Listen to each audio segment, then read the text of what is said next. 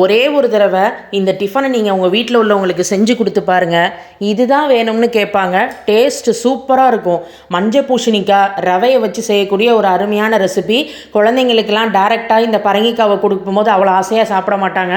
இப்படி ஒரு தடவை டிஃப்ரெண்ட்டாக டிஃபனோடு செஞ்சு கொடுத்தீங்கன்னா சூப்பராக இருக்கும். ஒரு கப் அளவுக்கு ரவை எடுத்து நல்லா ரோஸ்ட் பண்ணி எடுத்து வச்சுக்கோங்க. இப்போ அடுத்தது நான் இந்த அளவுக்கு ஒரு கீத்த அளவுக்கு மஞ்சள் பூசணிக்காய் எடுத்திருக்கேன். இந்த மஞ்சள் பூசணிக்காவோட தோலை நீட்டாக ரிமூவ் பண்ணிவிட்டு கிரேட்டரில் துருவி எடுத்துக்க போகிறோம். மீடியம் சைஸ் கிரேட்டரில் துருவி எடுத்து வச்சுருக்கேன். வறுத்த ரவையை இங்கே ஒரு மிக்சிங் பவுலில் ஆட் பண்ணிவிட்டு கூடவே துருவி வச்சுருந்த பரங்கிக்காய் சேர்த்துட்டு ஒரு கப் அளவுக்கு தேங்காய் துருவல் ஆட் பண்ணிக்கிறேன். தேவையான அளவு உப்பு, இன்னும் கொஞ்சம் கூட நீங்கள் தேங்காய் துருவல் சேர்த்துக்கலாம், நல்லா தான் இருக்கும். ஃபஸ்ட்டு இதை சேர்த்து கலந்து விட்டுக்கோங்க. பரங்கிக்காலே நிறைய நீர்த்தன்மை இருக்கும், அதுவே நீர் விடும். அதனால் ஃபஸ்ட்டு நம்ம எதுவுமே ஆட் பண்ண வேண்டாம். அந்த நீர்த்தன்மையோடு எல்லாத்தையும் சேர்த்து கலந்துட்டு அப்புறமா நம்ம இதில் தயிர் சேர்த்து கலக்க போகிறோம். தயிர் சேர்க்குறது இன்னும் நல்லா சாஃப்ட்னஸை கொடுக்கும். டக்குன்னு நம்ம தயிர் விட்டுறக்கூடாது. கொஞ்சம் கொஞ்சமாக தான் நம்ம தயிரை சேர்த்து கலக்கணும். ஒரு 2 டேபிள் ஸ்பூன் அளவுக்கு தான் தயிர் விட்டுருப்பேன். மாவு நல்லா கெட்டியான கன்சிஸ்டன்சிக்கு கலந்துட்டு ஒரு 15 நிமிஷத்துக்கு ஊற விட்டுருங்க.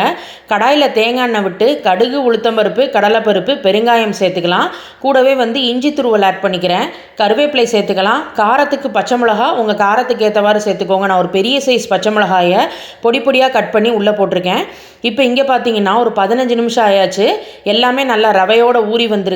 இப்போ இதில் நம்ம தாளிச்சதை உள்ளே ஆட் பண்ணிவிட்டு ஒரு கைப்பிடி அளவுக்கு ஃப்ரெஷ்ஷான கொத்தமல்லியும் சேர்த்துட்டு மிக்ஸ் பண்ணிக்கோங்க. கன்சிஸ்டன்சி பாருங்கள், நீங்கள் கையில் எடுத்து அப்படியே இட்லி பிளேட்டில் வைக்கிற மாதிரி தான் இருக்கணும்.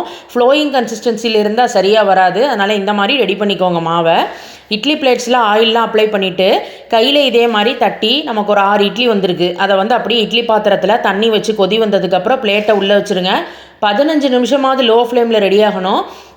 15 மினிட்ஸ்க்கு அப்புறம் பார்த்தீங்கன்னா பிளேட் எடுத்து வெளியே வச்சு கொஞ்சம் ஆறுனதுக்கப்புறம் நீங்கள் இட்லி எடுத்து பாருங்கள்.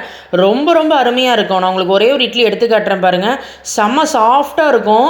ரொம்ப ரொம்ப டேஸ்ட்டாக பார்த்தீங்கன்னா சூப்பராக இருக்கும். லைட்டாக அந்த பச்சை மிளகா காரத்தோட, அந்த பரங்கிக்காவோட அந்த ஸ்வீட்னஸோட, ரவையோட அந்த கிறிஸ்பினஸோட ரொம்ப நல்லாயிருக்கும். சைட் டிஷ்க்கு நாங்கள் தக்காளி தொக்கு தான் வச்சுருக்கோம், அதோட சர்வ் பண்ணுங்கள். இல்லை நீங்கள் கோகோனட் சட்னி வச்சு சாப்பிட்டாலும் நல்லாயிருக்கும். கண்டிப்பாக எல்லாருமே இந்த டிஃபனை ட்ரை பண்ணி பார்த்துட்டு ஃபீட்பேக்கை மறக்காமல் ஷேர் பண்ணுங்கள் ஃப்ரெண்ட்ஸ். தேங்க்யூ.